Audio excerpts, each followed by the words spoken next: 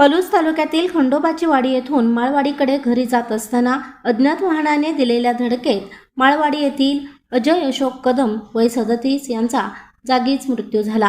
ही दुर्दैवी घटना शनिवार दिनांक 28 फेब्रुवारी रोजी सायंकाळी स्वागत हॉटेलजवळ घडली।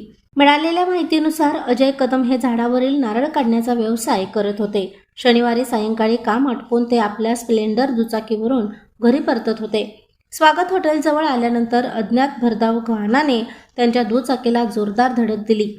धडकेनंतर अजय हे संबंधित वाहनात अडकून सुमारे 20 फूट फडफटत गेले। या अपघातात त्यांच्या उजव्या हाताला व तोंडाला गंभीर दुखापत झाली असून मोठ्या प्रमाणात रक्तस्राव झाल्याने त्यांचा जागीच मृत्यू झाला।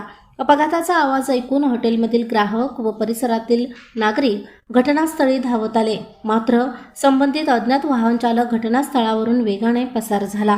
घटनेची माहिती मिळताच बिलवडी पोलीस ठाणे येथील सहाय्यक पोलीस निरीक्षक भगवान पालवे व रोहिदास पावसे यांनी तातडीने घटनास्थळी धाव घेऊन पाहणी केली। अजय कदम हे अविवाहित असून त्यांच्या आकस्मिक निधनामुळे माळवाडी परिसरात हळहळ व्यक्त होत आहे। मृतदेह उत्तरीय तपासणीसाठी भिलवडी प्राथमिक आरोग्य केंद्रात पाठवण्यात आला आहे।